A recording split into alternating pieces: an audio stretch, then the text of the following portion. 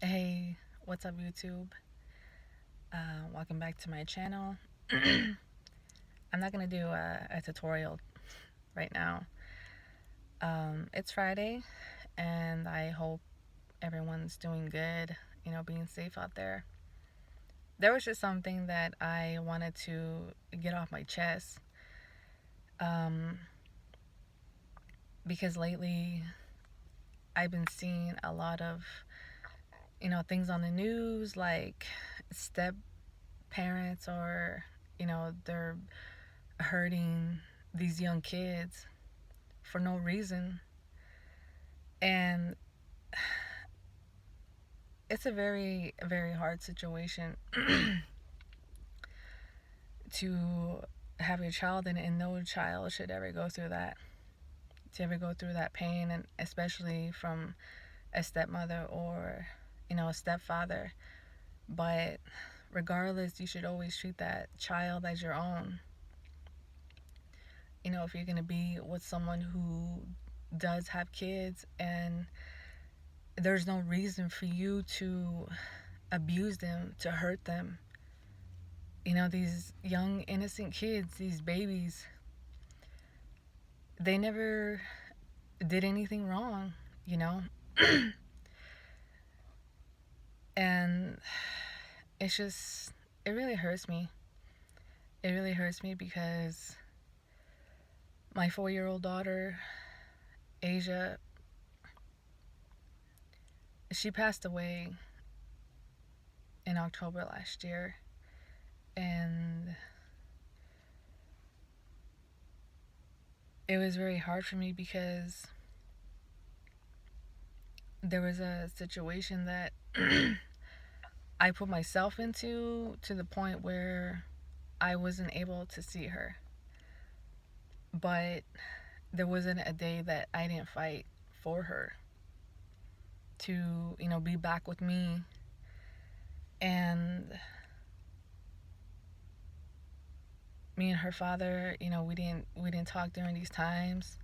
We weren't on the same page, and he, has a family of his own. And I never really talked to, his new wife, and we never got to a situation where we were, talking about what was best for our kids. And the reason why I say ours is because, my daughters were there with her, you know. Um, I really don't know the whole story yet. Um, I was really upset with her because, she didn't tell me the minute this happened. And it's just kind of, it was like, when something happens, when something bad happens, and you get into a panic mode, and you start to get scared and you start to get upset, and there's just like your mind is rushing, and you can't like calm down and kind of get yourself together. That's just like kind of where I was at, because my daughter's dad contacted me, and he told me that she was sick and they were out in Denver and he didn't know what was going on. He didn't really say anything to me, and I panicked. I went out there, and she wasn't conscious. She had all these tubes down her throat. She had IVs hooked up to her, to a machine. And I kind of, I don't know, it really hit me to see her like that. And I kind of felt like, that wasn't her, because she's a very, she's a happy little girl. She always spoke her mind.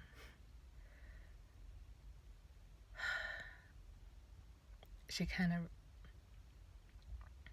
She kind of reminded me, well, a lot of me when, I was her age. And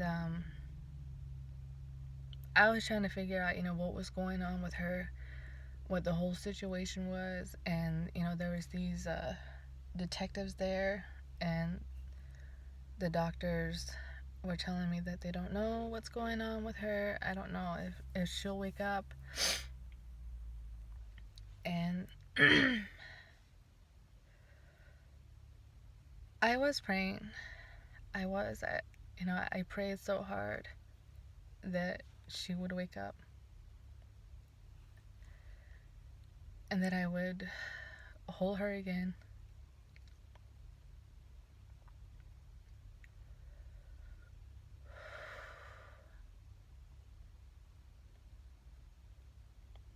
And that I would tell her, that I love her. Because she always hugged me, and she'll run up to me and she'll say, "Mom, Mom, Mom." And I was hoping for that, And I kind of felt like, this can't be real. It can't be. And as the days went on, it was about 3 days I stayed out in Denver. I was hoping that, she would wake up. But in a way, I kind of felt like she was already gone. And I just kept telling myself that, you gotta get through this. You gotta get through this. There was a time that I really cried when I stayed out with her. I laid down by her. I was holding her. I was singing to her. Like every night I would sing to her the Twinkle song. And I can't sing that song anymore.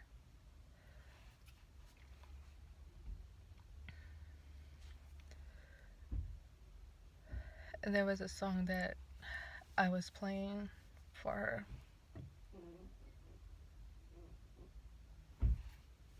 And when the doctor told me that she had to, that she wasn't going to wake up, I think that's where it really hit me. It really hit me to know that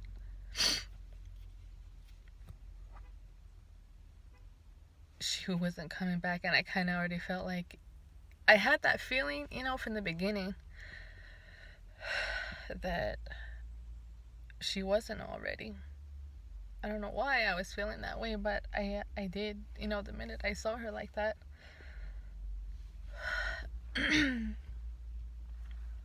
And I was trying to tell her dad, like, hey, we're gonna do what's best for her. I can't see her like this. And her grandma was trying to tell me, like, no, just give it a couple more days, she'll wake up. Like, let's take her to another hospital. Let's do something where we can keep her alive. And I was like, I can't see my daughter like that. I can't. I just can't see her that way, I want to see her smile. I want to see her run around. I want to, like, that's what I wanted to see. So it took me about a day. I had to let her dad think about it. I know he had that same hope. There was a video, a Joel Osteen video that I played for him. And it was about, why God lets these, situations happen. Why would he take away your loved one? Why would he, we always ask these questions. I remember I would always ask myself, why did I had to lose my mom and my dad, when I was very young. But being there with my daughter, I kind of felt like I had to be strong, for her. And I told the doctor that, I was ready to do that. And I just had to convince her dad. No mother wants to see her child suffer. And it's very hard to make those decisions too, when it comes to that. I kind of felt like, I was going to get blamed for it. I kind of felt like if I was doing the right thing, but I had to be strong for her. And so the day came, the next day.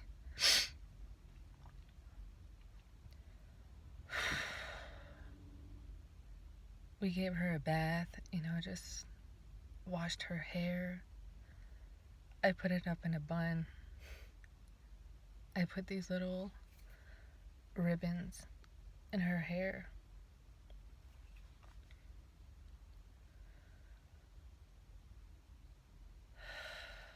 And her grandma had a unicorn PJs for her. And she loved, unicorns, apparently. There was a lot of things that I missed out on that she liked,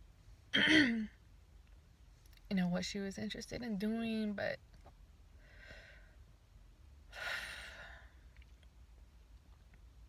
I regret it, for putting her through that situation of not being there for her. But it was probably almost about, I think, close to 1. And her dad and her grandma were there. And I told the nurse that once they unhooked her, I wanted to keep the machine going, to hear her heart slow down. Just to hear it one last time. And I told them that I wanted to hold her. I wanted to hold her in my lap. So that time came. They unhooked her. They left the machine on for her heartbeat. And they gave her to me. They gave her to me, and I sat down.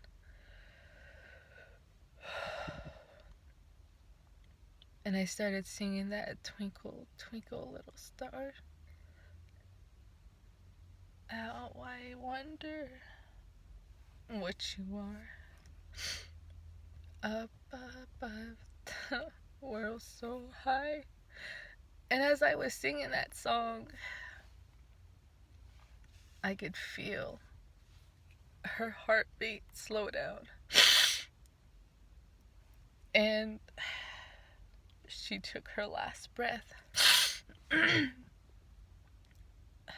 She took her last breath.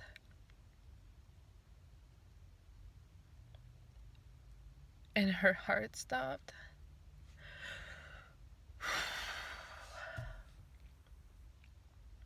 And that was it.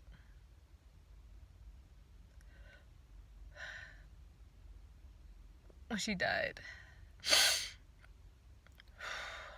I really felt like a big piece of me was gone.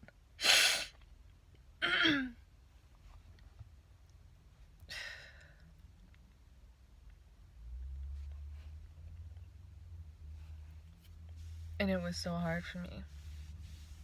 It was so hard. And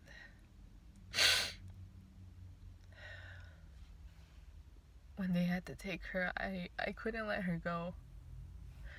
I wasn't ready to let her go. But they did. For some reason, I really wanted to, get upset. I wanted to, start doing something very stupid. But at the same time, I just knew that it just wasn't worth it. And so during this whole time, planning her funeral, getting everything ready, and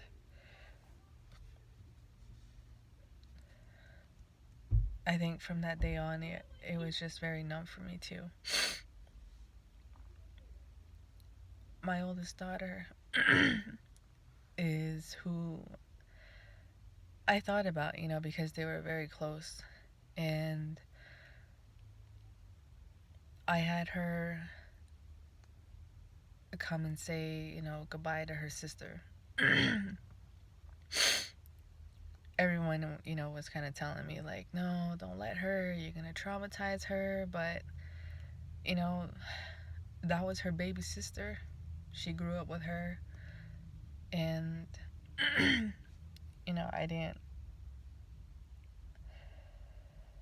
I just didn't feel like it would have been the right thing for her not to be there, And we talked to her about it. She did cry, it was taking her some time to just kind of understand what was going on.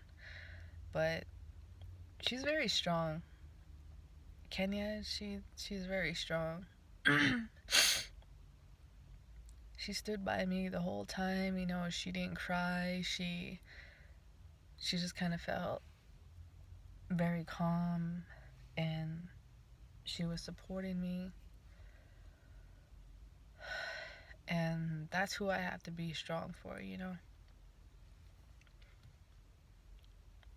I just know what the feeling is of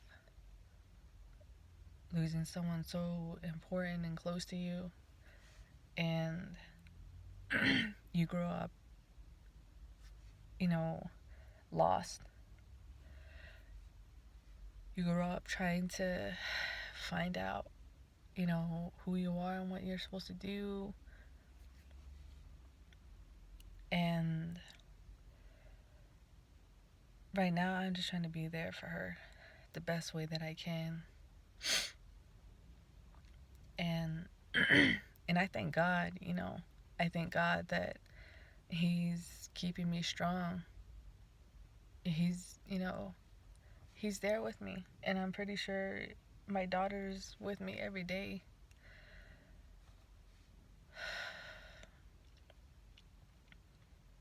And I just want to thank my older sister and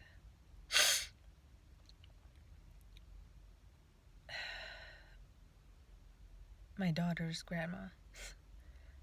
She's my ex-mother-in-law, but she's been there for me since I was a teenager. She's like a mother to me. And those are the only two, women that I really look up to.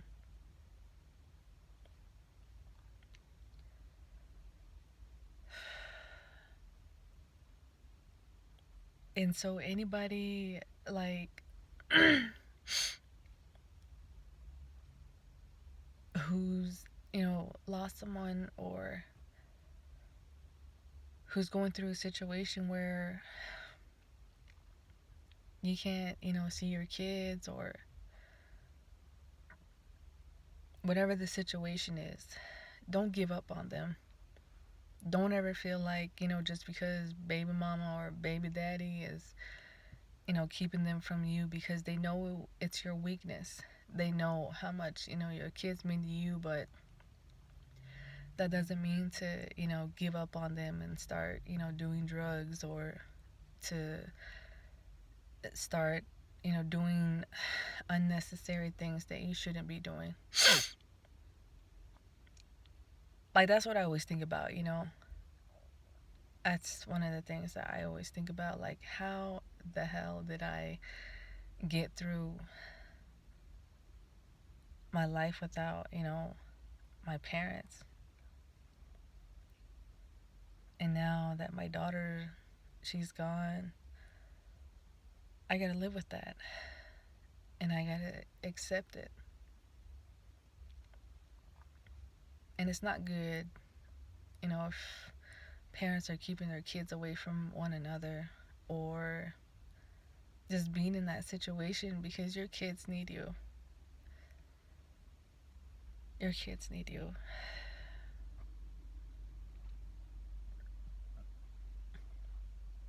And if you're a stepmother, a stepfather, treat those kids as your own. If you want to be with this person and you know that this child is not yours, don't think that. Don't think that. If you love this woman or love this man and he's got kids, like, accept him as your own. Don't go and abuse them or anything like that. I mean, what kind of person are you to even, do those things? You see people out here who kill, their stepkids, and they don't have any feelings for them. Losing a child, I don't even know how to even explain that. I don't even know how to even describe it, because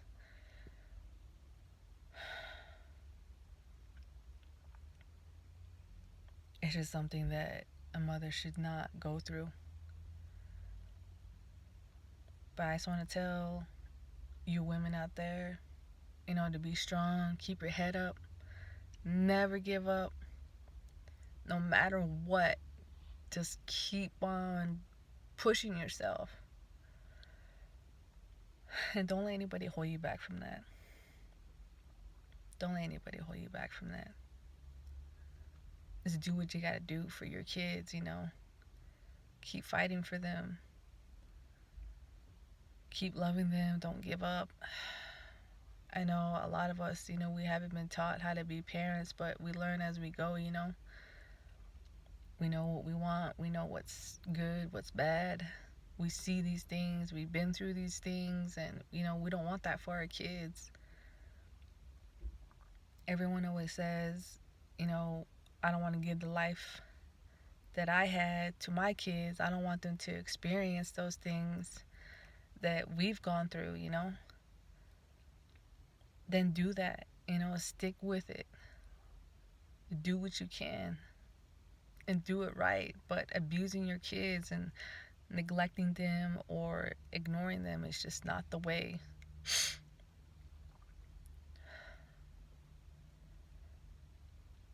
Because that's just all, they're going to grow up knowing. If they ain't got no love, no care, no direction, no lessons, they're going to be lost and hurt. And we know what that's like. And we can't live life that way. But I just wanted to share that. And it really did help me, just to even talk about it.